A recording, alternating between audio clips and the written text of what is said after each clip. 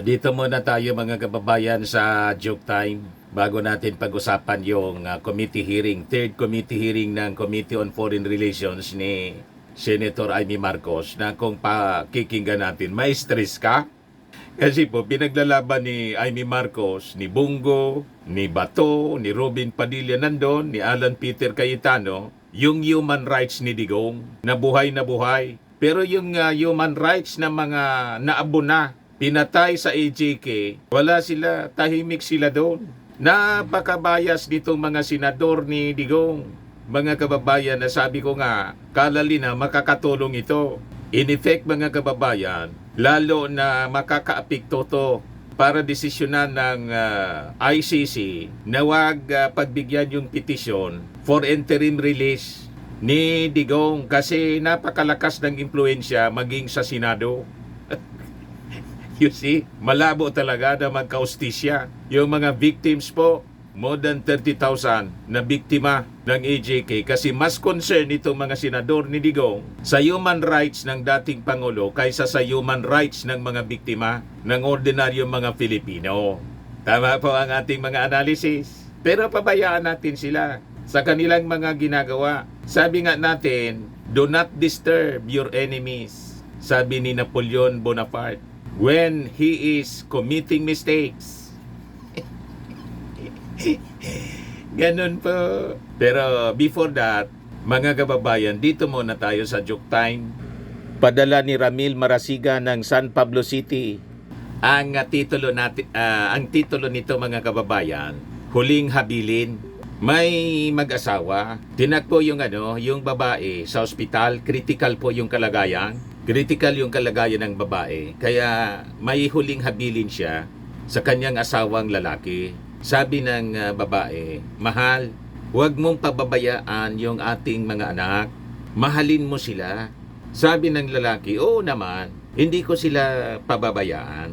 Palibasa, mamamatay na yung babae. Sabi niya doon sa kanyang asawa, siya nga pala, mahal, may aaminin ako sa'yo.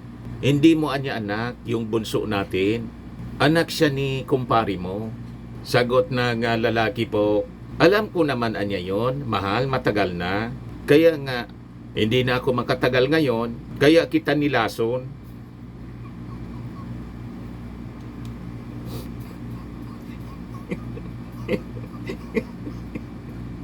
Magtutularan po ito mga kababayan, na joke lang po ito. Kaya pala nasa critical na. Nilason pala yung babae. Hindi na niya matagalan yung pagtataksil sa kanya ng asawa. Anyway, joke man lang po. Matik na, 200 pesos. Paki-send na lang po sa messenger yung GCash number ninyo. Sa kakasali ka na rin sa monthly draw natin. 5,000 pag nabunot ka. Kung hindi, kasali ka pa rin sa grand draw. Sa December, 10,000 pesos yung grand prize. Ito na. Kasama ka na dito sa mga entries. Balikan natin mga kababayan yung pinag-usapan natin kasi third hearing ngayon ng Senate Committee on Foreign Relations. Hindi mapakali po si Amy Marcos. Talagang gustong idiin yung kanyang kapatid. Saan ka nakakita? Isang kapatid mga kababayan. Ang intensyon niya, ito yung perception ng mga Marcos supporters. Ang intensyon niya, siraan yung kanyang kapatid dito sa desisyon na mag-cooperate sa Interpol. Yung ating gobyerno, hindi niya matanggap na obligated po tayo. Kanina po, pinapakinggan ko yung hearing. Tinatanong si DOJ Secretary Boying Rimulya kung bakit ginawa. To the best judgment namin, yun ang option namin, isurrender, hindi sa korte rito, kundi sa ICC.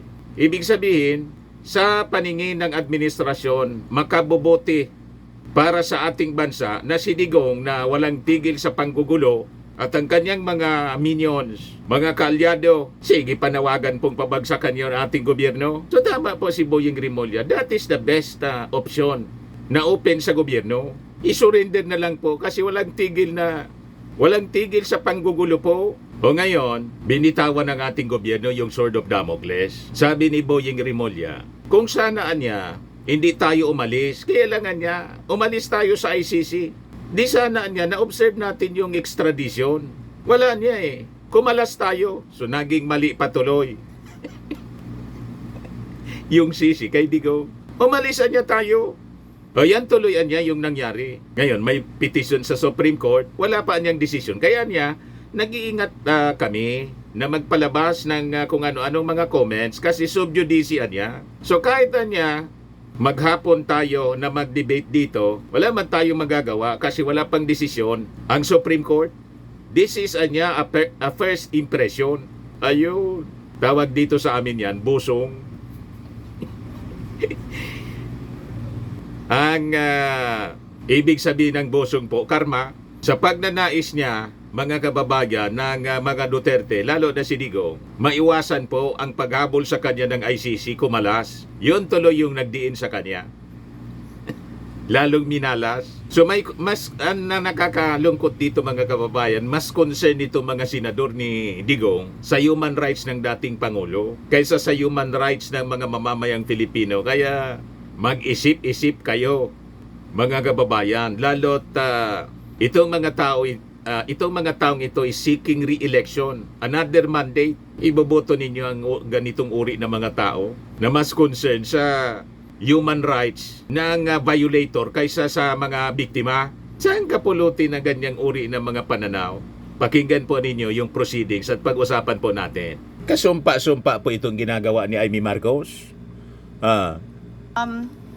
There's still a high level of confusion. Ano nga ba talaga ang sinasabi ng DOJ, RA 9851, sabi ng Pangulo, commitments to Interpol. Alin na nga ba talaga? Ano yung pangalawa? Si Boying. Sorry? Ang sinabi ng Pangulo, ang nangyari, dahil may commitment o obligasyon tayo sa Interpol. Ang sabi naman po ninyo, RA 9851. Alin ba talaga ang pinagbasehan ng ating diskusyon? Pareho po. Pareho. Opo. Yung ating pong pagiging miyembro ng Interpol ay mapakahalaga at yung 9851 po yung talagang batas na sumasaklaw sa ganitong sitwasyon. Pero kung sinabi mo RA 9851, kahit walang diffusion order galing sa Interpol, ang gobyerno pwedeng... Ang minimin po ni para may background kayo, kasi nasa kalagitnaan na to ng discussion.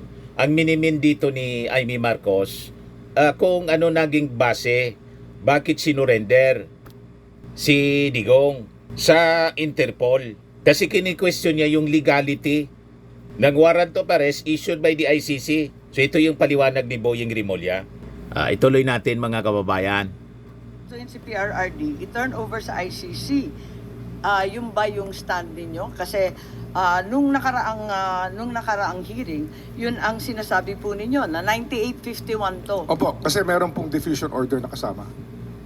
Kasi Hindi, kahit walang magkatali po sila, Hindi, ma'am. kapag Madam Chair. 9851, kahit walang diffusion order, pwede naman arestuhin, di ba? Meron pong warrant of arrest. Pwede ho.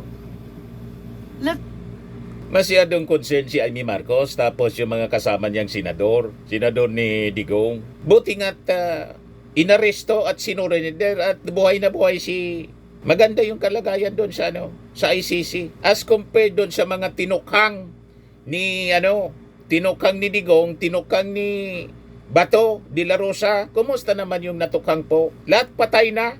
Tama po? Napakasama itong ginawa, mga kababayan. Ginagawa ni Senator Amy Marcos at mga senador niya. Senador ni Digong. Wala silang paki sa kalagayan ng pamilya ng mga natukhang. Grabe ang concern nila kay Digong na isang makapangyarihang tao.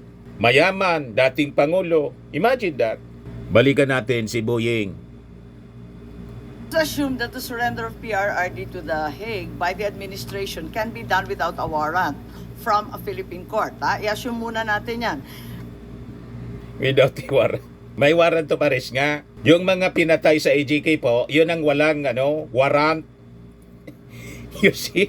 Napakasama yung mga ginagawa ninyo. Anyway, ituloy natin po. Or the administration can surrender him to the ICC, they actually have to arrest him first. So, itatanong ko, sino nag-aresto talaga kay Presidente Duterte? Ano po, ang authorities po natin ang umaresto in pursuant to the diffusion order and the warrant of arrest issued by the ICC. So balik na naman tayo Thus given to the Interpol, the PCTC. balik na naman tayo sa diffusion order. Wala na naman si RA 9851. Nakakalito po papalit-palit po tayo. Ikaw man lang Ano yung yan, nalilito. magkatali po sila, hindi ho pwedeng paghiwalayin yung dalawa. Oo. Hindi ko hinihiwalay. Tinatanong ko lang kung alin ba talaga. Kasi magulo yun. Ang dami-dami ninyong pinagbabasehan. Kayo po yung nanggugulo. Tahimik na si Digong doon. Ginagawa ninyong isyu. Ginugulo ninyo yung proseso. Huwag kami ay Amy Marcos. Itong ginagawa po ninyo, sa totoo lang, kasumpa-sumpa ang ginagawa ninyo. Pagbabayaran ninyo ito sa ating mga mamamayang Pilipino. Sa latest survey ng Okta, wala ka na sa Magic 12. Buti nga sa'yo. Dapat hindi ka na manalo. Dito ho kasi, hindi tayo matatapos sa pangungusap dito, sapagkat ang talagang pwede hong magsabi sa atin ng tama ay ang Korte Suprema. Correct. At kaya nga, Hindi, kahit simple na ayaw lang. po natin sabihin, pero ito po talaga ang pinag-uusapan dito po sa mga petisyon Correct. final ng pamilya ni former President sa Korte Suprema. Hindi, Correct. simple lang ang tanong ko. So siguro tanungin natin sa PCTC, who ordered the arrest and ordered the PNP to mobilize? Nung natanggap ninyo, gusto lang namin maintindihan step by step. Hindi masyadong maliwanag sa amin Madam Chair, ulitin ko po yung aking mga nasabi ng nakaraan. Ang diffusion po ay dumating ng alas 3 ng umaga. It arrived at 3 a.m. in the morning. So I disseminated the diffusion to our concerned law enforcement agencies. And so, Sino doon? Sino doon ang ating pong mga sinabihan? kasama sa law enforcement agencies, Ang gustong palabasin mga kababayan ni Army Marcos, matagal ng plinano yung pag-arrest kay Digong. May konspirasi. Yan ang linya ng kanyang, yun ang kanyang paniwala. Nagsabwatan. May sabwatan po para i-aresto si Digong at i-surrender sa ICC. Yun ang minamasama kasi nila po. Na kung iisipin, mabuti nga po na si Digong na-aresto lang. Binibigyan ng due process sa ICC. Yung mga biktima ni Digong, walang due process, walang hearing, permanente nang nakalibing. Yun ang nakakadismaya, mga kababayan. Yung pag-aresto naman po, talagang pinaplano yan. Alagan man maaresto ka, dating Pangulo, very powerful, influential. Pagkatapos, hindi mo planuin. Anong problema yung magplano? Kahit nga sa ordinaryong suspect, pag magsiserve ka ng warrant of arrest, dapat may plano. Alangan man wala. Tama po? Minamasama ni Amy Marcos yung plano. ay ang So, from Philippine the National PCTC, Police. saan po pumunta? Philippine National Police po. Sino sa PNP? Ang binigyan ko po ng notice ay ang Chief of Philippine National Police. Okay, si General Marbil. Ang ating pong National Bureau of Investigation, ang Yes. NBI po. Ang ating pong Bureau of Immigration, Okay. si Commissioner So, Biado. DOJ yan. Opo. Ang ating pong Department of Justice, sinabihan ko rin po. Okay. So, So, yun, lahat po yan? yun po ang trabaho ng National Central Bureau Manila. May dumating po tayong diffusion or red notice or red diffusion. Kaya kailangan pong i-pan out ko po sa ating mga law enforcement agencies. Mandate ko po yun. Trabaho ko po. Tama. Maraming salamat, Executive Director. Tinatanong lang natin kasi yung arrest was effected without a warrant issued by a Philippine court, di ba? So, ang sinasabi ba natin yung aresto dahil sa administrative arrest? Kasi, yun nga, sa extradition, there's a warrant issued by a foreign court and there's still a need to go to the local court. So, surrender under 9851. Does it authorize an administrative arrest? Ang narinig lang natin, babalik talaga sa korteng lokal. Paano ba yun? Ano ba ang nangyari? Ano ho yan eh? Administrative arrest Kasi ba yan? ito po kasi, is a case of first impression. Ngayon lang po, Yun. nasubukan, o lumabas First time. yung kahalagahan ng probisyon ng Section 17 ng 9851. Wala ho tayong record dito na kung anong tama dati, anong tama ngayon, anong tama bukas. Ito po Correct. ay sumasanda lang sa paningin po na nagpapatupad ng batas. At sa aming pong paningin ay sinabi po sa batas, Section 17, maaari kong Kanya-kanyang basahin. paningin, kanyang Oho, interpretasyon. kasi iba ho ang Pwede ba interpretasyon naman ng... yun? Hindi, ang Senado po, ibang interpretasyon ng chairman, ng chairperson. Ang DOJ po, Hindi, si ibang Senator interpretasyon. Cayetano ang Iba rin po ang nakagaling interpretasyon ni Justice Ascuna. Tama po yung punto ni Boying Rimulya. Kahit nga yung mga abogado, parehas na batas ang na pinag-aaralan, criminal law, etc. Kung anong mga batas, pero hindi sila magkasundo sa interpretation. Kaya nga po, may Supreme Court para i-resolve yung mga conflicts ng mga pananaw. May petition po sa Supreme Court. Wala pa man pong desisyon. You see? Kaya tama ang punto po ni Boying Rimulya. Sa judgment po ng Executive Department, yon ang dapat na tamang gawin. In the absence of a decision from the Supreme Court, kasi first time ito na mangyari sa atin. Ito yung makakabuti sa ating bansa. Ang Sidigong po, i-hold accountable through the ICC. Bakit? Walang tiwala dito po yung mga complainants. Kaya nga po sa ICC, final yung kaso. Kaninong kasalanan yon? Kay Digong. Bakit? Pati yung mga piskal, hinaharas noon, tinatakot. Kaya walang mag-file. There was a failure of the judicial system during his time. Yun ang impresyon ng mga complainants. Masisi mo yung mga complainants kung hindi na naniniwala na magka-hostisya rito. Pagkatapos sisisihin ninyo kung bakit pumasok yung ICC. At hindi nag-file dito. Itanong ninyo doon sa mga victim, sa pamilya ng mga biktima. Sigurado susupalpalin kayo ng mga abogado ng mga biktima. Lahat ito kasalanan ninyo, kasalanan ni Digong kasi nag-abuso siya at pasalamat siya. Buhay pa siya hanggang ngayon. Pero yung mga biktima ng AJK, lahat patay na. More than 30,000. Napakasama ng mga pananaw ninyo sa buhay. Human rights kayong human rights. Ang human rights na pinaglalaban ninyo, human rights lang ng iisang tao at mga kasabwat niya. Yung human rights ng thousands of victims, wala kayong paki. Buhay lang ninyo yung iniisip ninyo. Balikan natin si Boying. Magaling ito si Boying. Kay Boying po tayo.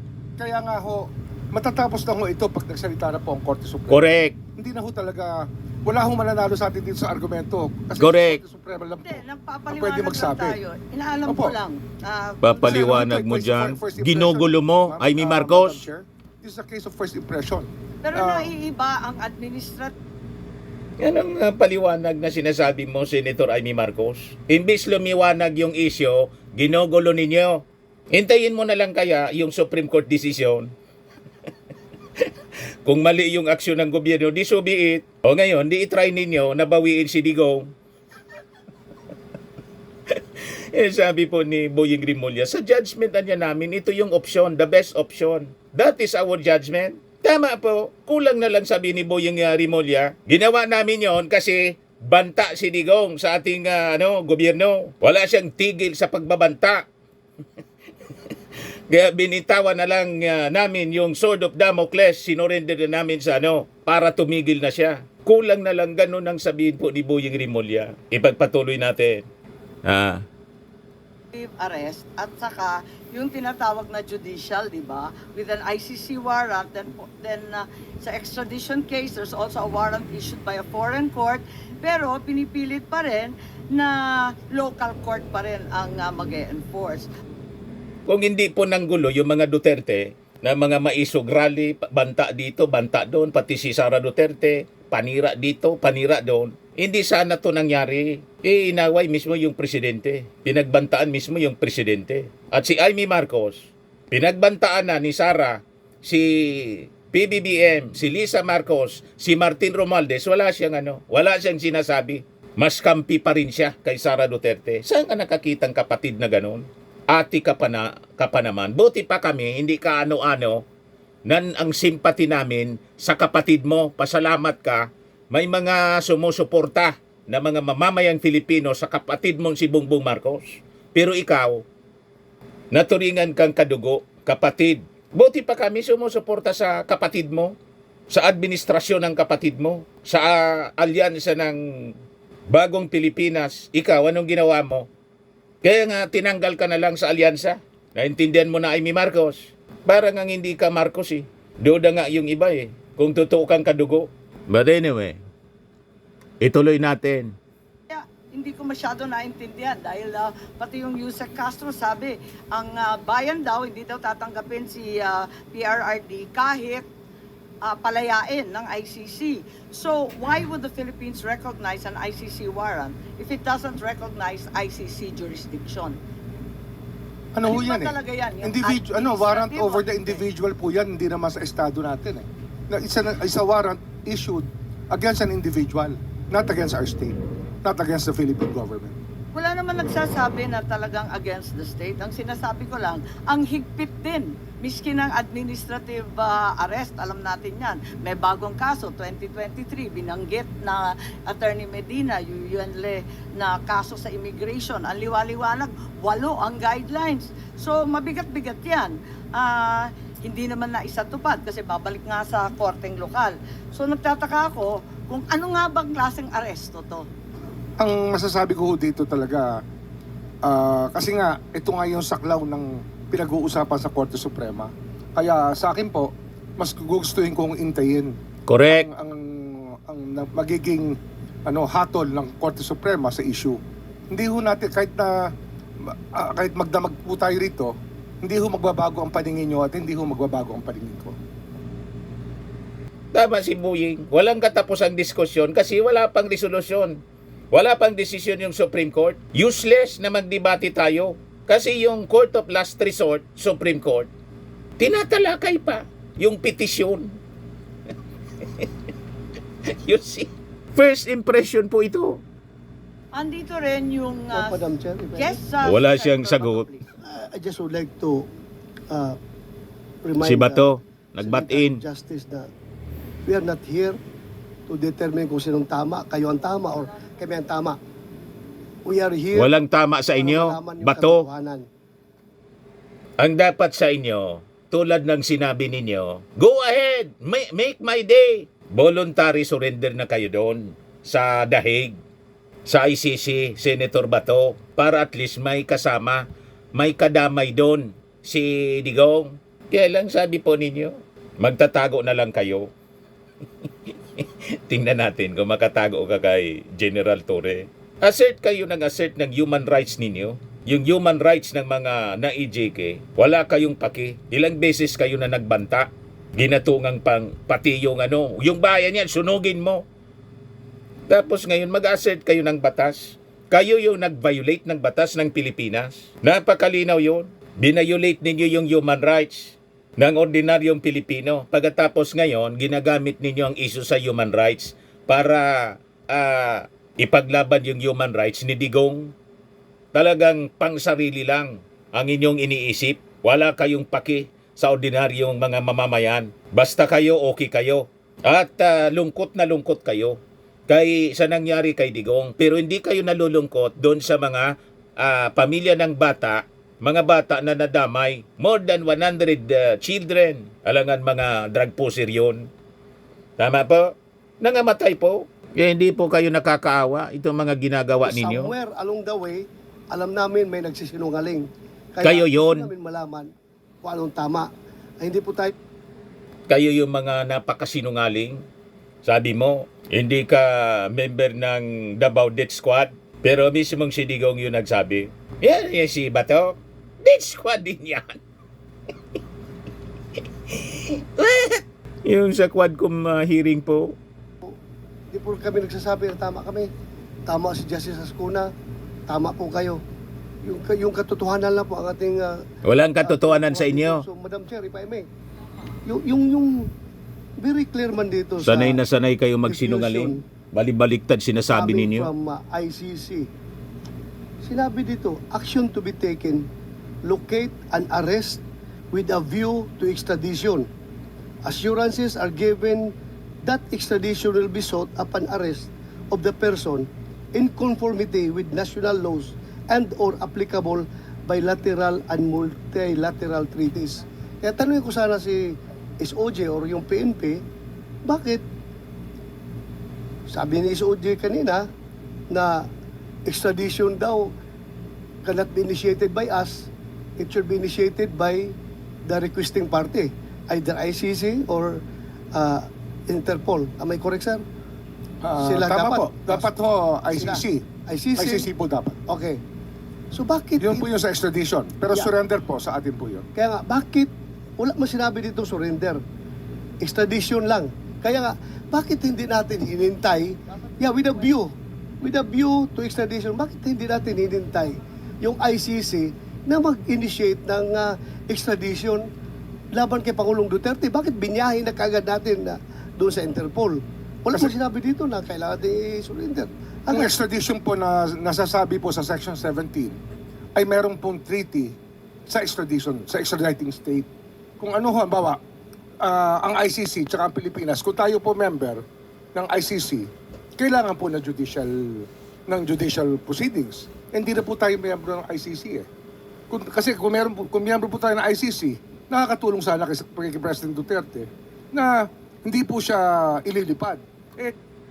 Kita mo na, nakasama pa mga kababayan yung pag-alis natin sa ICC. True, Digong. Lahat itong kasalanan ito lahat ni Digong. Umiiwas siya mga kababayan na mapanagot ng ICC sa pamamagitan ng pagkala sa ICC. Yon tuloy ang nagpahamak sa kanya. Yun ang sinasabi, pinapaliwanag dito. Kaya yung extradition, hindi na mangyayari. Bakit? Kumalas na niya tayo. At si Digong yung kumalas. Kita ninyo? Backfire. Ang lahat ng mga aksyon ni Digong. Kasi nga po, masama yung kanyang intensyon.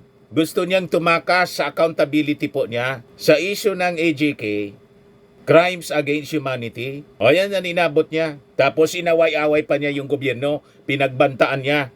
Sinasabi ni Katonying po at ni Jerry Baha, pwede naman niya talaga. Kaya lang kung araw-araw, tinatawag kang bangag, ngiwi. Paano ka niyan tutulungan? Madaling sabi, umabuso kayo ng todo. Balikan natin. Kung nanahimik sana kayo hindi kayo manahimik Siya po yung mismo nag-atras Oo. ng ating membership eh. You see? Kaya nga Kasi yung po yung malinaw na malinaw po, Kaya nga O di, aminado kayo na nagkamali yung amo mo. Kayo yung umatras Kayo yung kumalas. O di yun ang nangyari ngayon. Hindi na pwede yung extradition kasi kumalas tayo. At ang kumalas, si Digong. Trap siya. Mga kababayan sa sarili niyang silo. Siya yung gumawa ng silo, siya yung natrap. Naulog sa ngayon sa kamay ng ICC. Yan ang sabi natin, karma. Tapos gusto ninyong palabasin na kailangan sana hindi yun ginawa ng ating gobyerno. Paano hindi gagawin? Nanggugulo kayo. Araw-araw kayo nanggugulo. Ayaw ninyong tumulong. Ang gusto ninyo guluhin ang gobyerno para si Sara iupo. Ayan po ang lumalabas. Si Sara Duterte hindi makapaghintay. Inappoint niya yung kanyang sarili as designated survivor. Binantaan pa yung ating Pangulo. Ngayon, ano inabot ninyo? Tapos sisisihin ninyo yung administrasyon. Kalyado ninyo. Inaway-away ninyo. Tapos ngayon, pinatulan kayo. Hindi na kayo kinikibo. Binitawan yung Sword of Damocles. Rimati kayo. Ayan ang labas ni Bato. Kaya nga, sabi niya. may treaty po na kinakailangan para ho magkaroon ng extradition. You see? Wala pong treaty eh. Kasi nga, nag-withdraw na tayo sa ICC. Kasi di ba treaty yung dati, sapagkat ang Senado po nag-concur. Mali. Nag-concur po sila sa treaty. But unilaterally, it was. Mali yung mga aksyon ni Digong, tapos isisisi ninyo sa present administration, isisisi ninyo sa ating Pangulo, sablay ang mga ginawa ninyo. Kasi ang intensyon ninyo tumakas sa pananagutan. Hindi man po hindi man po mananahimik yung mga pamilya ng mga biktima. Hindi man po yung ating Pangulong Bongbong Marcos ang nagreklamo sa ICC. Ang nagreklamo sa ICC, mga victims. Pamilya ng mga biktima, 2017 pa. Nagkataon lang yung warrant of arrest, inisyu ngayon. Panahon ni Digo o ni PBBM, inaway pa ninyo yung only protection sana ninyo. Tinanggal ninyo yung protection sa buhay ninyo Asa pa kayo sa sama ng ugali ninyo. Ayan ang inabot ninyo. It was withdrawn by the President. Kaya po, Pero ang sir, nangyari dyan, pero sir, ito, very clear man ito, sir. Ako Hindi ako abogado, ikaw abogado ka, ha? Pero ako, I just don't want to be emotional about everything. Gusto ko lang Emotional kasi susunod ka na. malaman natin itong totoo dito. Ito, very clear na hindi naman na hinihingi ang surrender. Ang hinihingi lang nila is extradition with a view to extradition. Yung nga ho, So sana extradition will fail, sir. Will Extradition will fail because wala ho ano eh. Kung ako tatanungin nyo ngayon, kasi nga wala nga tayong treaty. So kung Ayun, will kasi fail, masuman po will eh. fail, will fail, Illegal bakit pa to? natin sinurinder si Pangulong Tsaka ano ho, Duterte? yung Bakit daw sinurrender? Bakit naman hindi isurrender? Nanggugulo kayo? Yun ang opsyon ng administrasyon. Isurrender si Digong kasi walang tigil sa pagmumura sa ating Pangulo. Walang tigil sa panggugulo. Ngayon, hindi na siya makapagmura. Tama? O, naintindihan mo na ba to? extradition po nakalagay sa batas, state party po ang isa pong titingnan natin. Bansa po ang sinasabi sa Section 17.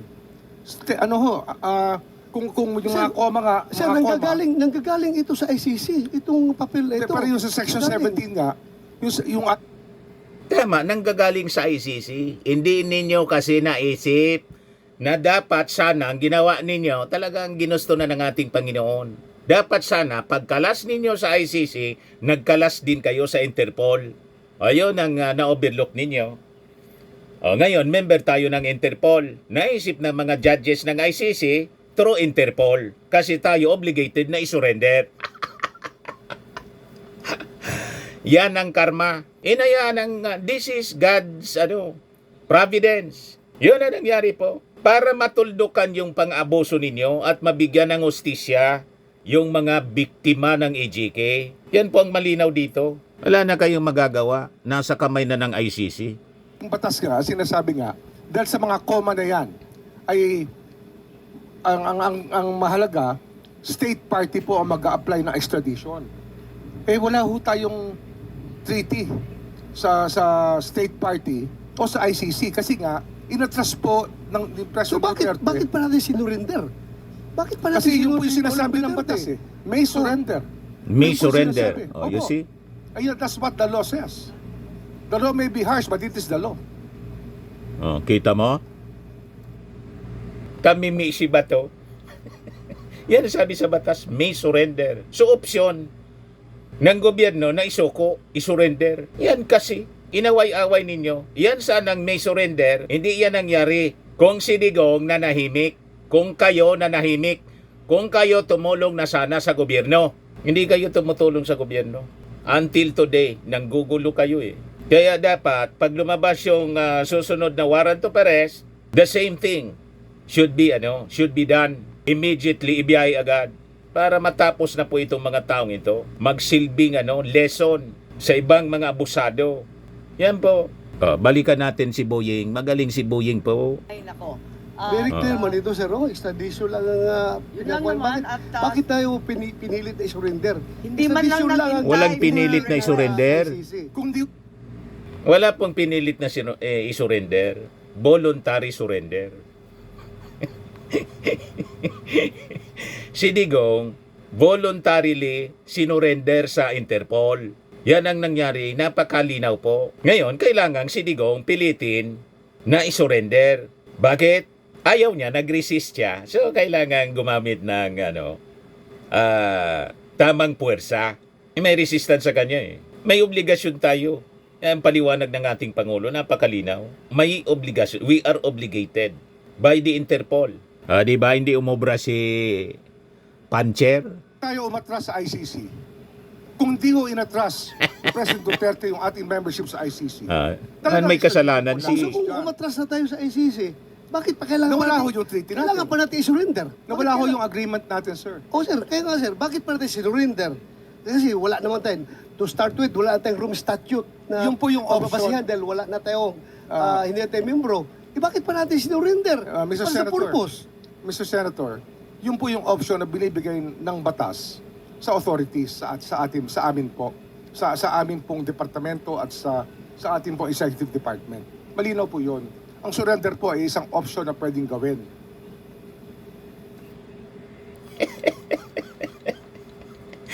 Yun ang hindi ninyo na-foresee. Kasi napakayayabang ninyo. May option yung executive department because of their judgment call. Wala nang tigil kayo sa panggugulo, isurrender na lang natin. Kahit man ako po, yun gagawin ko. Wala kang tigil sa pagbabanta, panggugulo. Tuldukan na natin ito. Ayun ang ginawa, malinaw, mga kababayan. Kaya lang, di man po sinasabi, siyempre ni, ako na lang ang nagsabi, na dahil sa walang tigil kayong panggugulo, pero sa at the back of the mind ni, ang reading ko, yun ang nasa isip niya, hindi na niya binibitawan. Wala kasi kayong tigil sa panggugulo, kaya yung option namin na isurrender, ginawa namin. Yun ang tama sana. Para ma-realize nila yung kanilang kamalian at kayabangan. Asa pa kayong tutulungan kayo ng gobyerno? Pero hindi yun ang hiningi ng Interpol. Maliwanag yun, hindi po ba? Hindi kasi Dahil hindi yun. nandyan sa binabasa natin, doon sa diffusion order, with a view to extradition, di ba?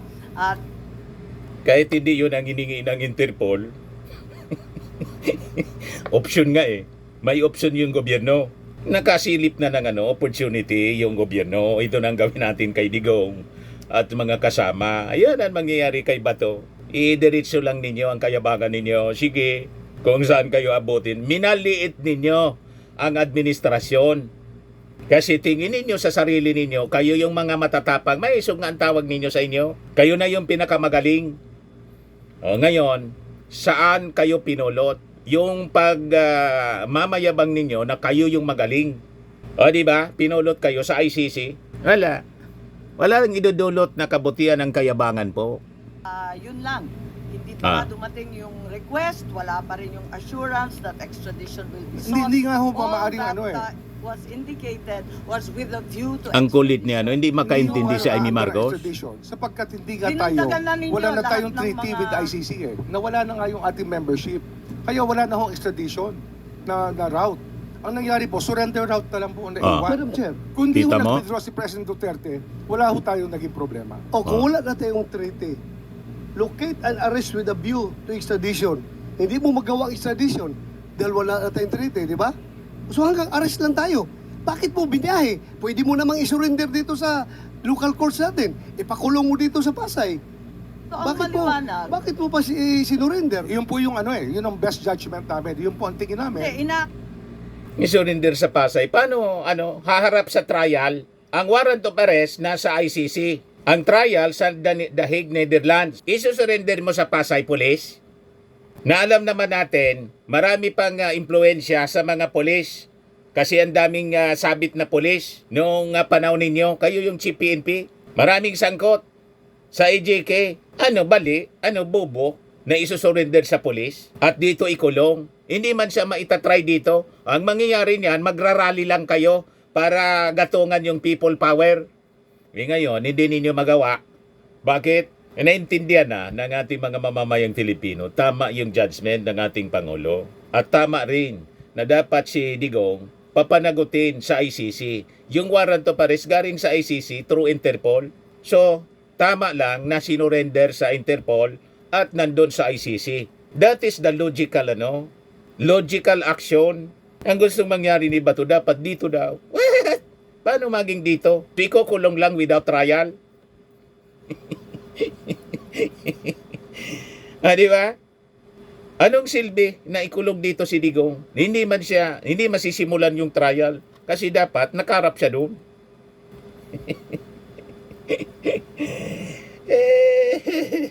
Checkmate kayo. Masyado kasi kayong mayabang eh. Kung nanahimik kayo, sana wala to. Hindi nangyari ito. Kaya ang kasalanan, lahat po sa inyo. Iyak-iyak kayo ngayon. Na mabuti po sa ating bansa. Yun po yung aming paningin ang pinakamabuting gawin under the circumstances for our... Nasyak pa si Bato. Mabuti. Of course. Yun ang mabuti. Kasi walang tigil sa kasamaan kayo. Nagtaka pa kayo kung bakit ganon yung sinabi ni Boyeng Rimulya. Yun ang yung best judgment namin na ikakabuti ng bansa. Kulang na lang sabihin kasi nanggugulo kayo. Hindi man sinabi ni Boying. Ituloy natin, mga kababayan. Yun po ang aming tingin, ang tama namin ginawa. Para nakakabigla naman dahil Nabigla pa si Amy. sinasabi ninyo, wala na nga tayong ICC, di wala tayong obligasyon. Hindi, pero yung Dinagdagan na lang ninyo. ma'am, yung extradition kasi, pumapasok yan dahil membro tayo ng ICC. Dahil nawala tayo sa ICC, wala na tayong option sa extradition. Ulit-ulit. Kasi tayo mismo nag-withdraw eh. Nawala tayong treaty natin. Kaya eh. sumugal tayo sa surrender. Kaya yun Oh. talaga ang Very good. best judgment namin. Ang sugal na yon, hindi nagsasaad na may obligasyon ng Pilipinas. Walang obligasyon talaga. Hindi, ano ho ito eh. Ang obligasyon ito to the rest of humanity. eh. Oh, Wala yun. na nga ang Yun nga ho yun. extradition. Kasi Eh, di yung ano pa sinusunod po obligasyon? natin. Walang obligasyon daw. May obligasyon tayo to the humanity kasi crimes against humanity ang kinasangkutan ni Digong na hindi final dito yung kaso kasi walang tiwala sa justice system dito ng panahon ni Digong. Yan ang nangyari. Walang investigasyon kayo sa Senado. Lahat kayo kalyado ni Digong. Saan man pupunta itong mga pamilya ng nabiktima? Grabe nga ang pasalamat ngayon, mga kababayan, ng mga biktima kasi inayaan ng ating Pangulo na maisurrender, may harap sa hostisya si Digong. Naintindihan na ninyo, Senator Amy. Of course, hindi mo ito maintindihan kasi iba man yung paniwala mo. Ang paniwala mo, doon lang nakakiling sa rights ni Digong, hindi man sa rights ng mga biktima. Nandun ka sa ano. Yun ang nakakalungkot doon. Kumakampi ka doon sa suspect, sa abuser, sa gumawa ng mga katarantaduan. Hindi doon sa mga biktima. Yan ang nakakalungkot po. Parang yung tulad ng panahon ni yung kaso ni Pacquiao, mas kampi kayo kay Pacquiao kaysa doon sa mga victims ni Pacquiao. Abuse, sexually abused. You see? Tapos babae kayo. Yun ang nakakalungkot. Kaya hindi na kami magtataka kung matatalo po kayo sa eleksyon. Kasi sa totoo lang, ako sana kasi Marcos ka. Sabi ko pagbigyan pa rin natin itong si Amy. Kaya lang sumubra na. You cross the line. So pati ako po, hindi ko na kayo iboboto. Kahit may picture ka sa akin na may dedication pa. Kalilimutan ko na yon. Mas kumampi ka sa mga Duterte, hindi mo kadugo kaysa sa kapatid mo. So anong rason? Ako hindi mo man kaano-ano. Ikaw nga kaano-ano mo, kapatid mo si President Bongbong, pagkatapos hindi ka kumampi. So anong rason? Nakakampi kami sa inyo. Di ba? Ganun lang yun po, mga kababayan. Yung ating international humanitarian law na 1951, that is contained in Republic Act 1951, Section 17 pa rin po. Babalik ho tayo rin muli. Okay, punta naman tayo ulit sa Madam Chair, PCTC kung papayag ang mga senador. Yeah, Senator, just on that point. Cayetano. Yeah, let me na magdamag tayo dito, Oo naman. hindi mag-agree. But I want to make one point lang on that, and if we can agree on something. Wala po tayong duda that human rights are essential. Whether you think of from a spiritual point of view, we were made in God's image, DNA ng Panginoon, or whether you look at it from a humanistic point of view, na human rights, no, is essential. Okay, klaro yon. Having said that, klaro din na napopolitika at nawe-weaponize ang human rights. Ito naman si Alan Peter Cayetano. Nagpolitika sa human rights po, kayo. Bibilib pa ako kung ipinaglalaban ninyo dapat, hindi yung human rights ni Digong kasi kayang-kaya nyo ipaglaban. Ipaglaban ninyo bilang public official human rights ng mga victims, ng ordinaryo mga Filipino. Kasi unang-una, hindi po kayo makakaposisyon sa gobyerno kung ang boto galing lang kay Digong. Ang boto po ninyo, naging senador, galing sa mga mamamayang Filipino. So dapat, kampi ka sa mamamayan, hindi kampi kay Digong na kayang-kayang ipaglaban ang kanyang human rights. Kampi pa kayo sa dating Pangulo eh. Yan ang nakakalungkot, Alan Peter Cayetano. Pagkatapos, may payo-human rights ka. Human rights nino, ni Digong lang. Paano yung human rights ng mga ordinaryo mga tao? Huwag kami, Alan Peter Cayetano. Buting at buhay pa yung presidente ninyo. So when I was DFA Secretary, May due process? kaharap ko po mga ibang European Parliament, maganda usapan namin, pero pinipilit sa atin na abortion is a human right. Napakalayo naman po ng issue ninyo, abortion. Of course, yung abortion, kontra tayo doon. Ininangulugan na dahil sinusulong nila, agree na tayo. May mga bagay na dapat mag-disagree tayo. Pero dito sa issue nito, specific issue, kay Digong, agree tayo sa ginagawa ng ICC. Kasi kawawa man yung mga kababayan natin na nawala ng tiwala sa hustisya rito. Tama? At saka right yun ng mga pamilya ng biktima na humanap ng hustisya. Hindi nakita yung hustisya rito, kasalanan ninyo yun. Umaboso yung previous administration, nawala ng tiwala yung mga tao. Kaninong kasalanan yon? Sa mga biktima? Sa previous administration, lahat ng sala nagawa ng previous administration, kaya tama lang, panagutan nila yon. Huwag kami Alan Peter Cayetano. Hindi yan uobra ng mga argumento mo. Iba po yun sa ating konstitusyon na from conception, we believe it's a human right, yung life ng bata. So my point, Secretary, ang urgency kasi dito, nagsasalita kasi yung ICC na may mga isusunod sila. So what's important for me is if they issue a warrant, we guarantee, I'm not sure if we'll agree here, no? But we guarantee the Filipinos that warrants will be issued against them, that they can go to court. Na hindi pagdating ng warrant, dadating ang and surrender them there. Kasi nga, if they're there na, moot in academic na, not in the sense that they can still get accountability, as the good justice said, kung may abuse of process, may mananagot dito. Pero na-deny na yung liberty nila doon. Di ba may kasabihan tayo sa law school na, di bale ng, actually, I forgot who quoted it from who, but di bale ng 100 na guilty makalaya, wag lang yung isang inosente ay maparusahan. So, Sinong inosente? Si Digong? Huwag kami Alan Peter Cayetano. Napakarami yung namatay at taraparapan publicly yung kanyang pagbabanta at proud pa siya. Tapos sasabihin ninyo, isang guilty o isang innocent, maparusahan, malabo.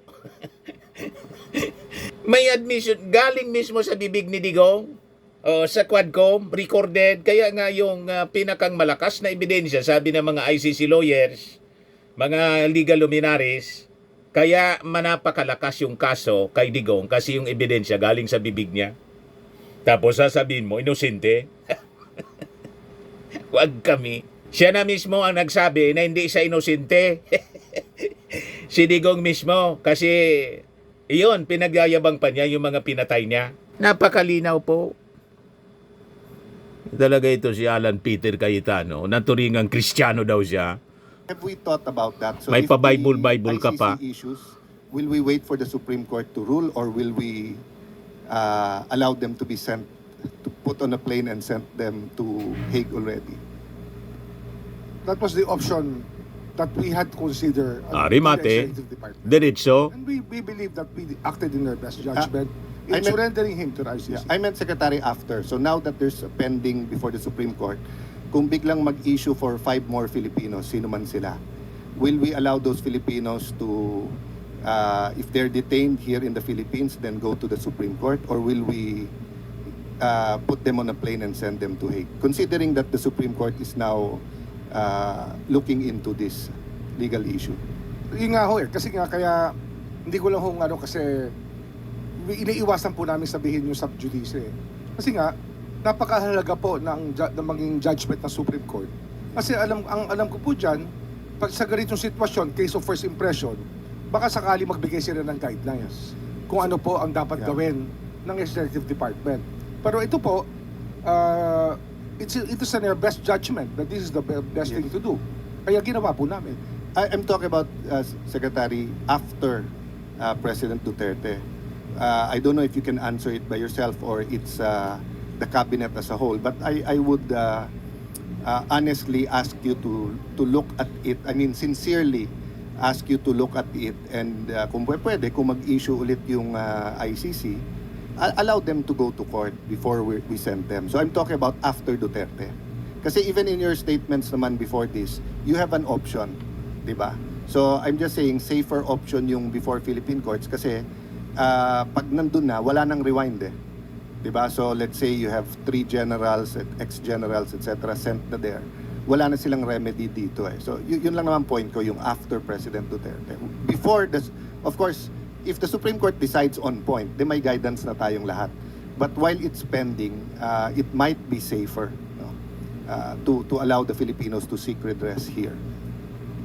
Mahirap pong mag-commit. Ayoko pong magsinungaling. Mahirap pong Yes, mag-commit. I understand. Pero Please ang consider mahalaga that. po, sabi ko nga, kaya nga ayoko sana magsalita tungkol dito. Yung last hearing po, iniiwasan po namin na magsalita. Kasi napakahalaga po ng gagawin ng Supreme Court dito. Sana po igalang din natin yung kanilang estado ngayon na kailangan po nilang desisyonan itong kasong ito. Hindi, Ayaw mag-commit ni Boying Rimulya na isurrender na lang muna rito. Huwag mo nang ibiyahe at hayaan makapagpetisyon sa local court. Kahit man po ako, ang gagawin natin mga kababayan, best judgment pa rin, i-remit. Diretso nang i-remit doon sa ICC para sama-sama na sila doon. Yun ang ibig sabihin mga kababayan. Hindi ako anya magko-commit pero alam ko na, basa ko na ang nasa isip ni Boying Rimulya. Kaya po, yung statement na yun ni Boying, siguro naintindihan yun ni Bato. Karap siya eh. O di ba? Open ang option. Pag lumabas po ang warrant of arrest, malamang sa malamang, biglang lilitaw si General Torre. Di po ba mga kababayan, tama yung reading ko? Di tulad ng nangyari kay Digong, tumakbo kayo sa Supreme Court, pero nandun na kayo sa ICC. Ganun lang. Wala nang rewind yan. Bahala kayo sa buhay ninyo. Napakayayabang kasi ninyo. Kaya yan, isabi po sa pride comes before distraction and an haughty heart before a fall. At itong ating programa mga kababayan, atid sa inyo nitong ating mga sponsors. Firmax, Firming and Lifting Cream. Pinapay po sa mga pulses in affected area. Mainam po ito sa mga pains at paninigas ng mga kaso-kasuan. Ito sa mukha naman yung application, anti-aging, Automax po siya. Ito ay Glow 60 mga kababayan. Whitening po siya. Made in South Korea. Ito naman po, Ningxia Red Mix Fruit Drink. Gawa po siya sa goji berry. May anti-cancer properties po siya. At sa mga naghanap po ng malinis and spacious fitness gym, pumunta lang po kayo sa aming Colossal Fitness Gym. May Grab car rental din po kami. At bills payment po sa aming office. At saka sa mga mahilig po sa mga imported bags, manood po kayo sa live selling ni Madam Aileen Rosales sa kanyang Aileen Closet po. Pati mga shoes, ito yung kanya po. Ito yung kanyang page. Kita ninyo, napakagandang mga online selling po siya. Si Madam Aileen Rosales. At cellphone number niya po, 773-798-7816.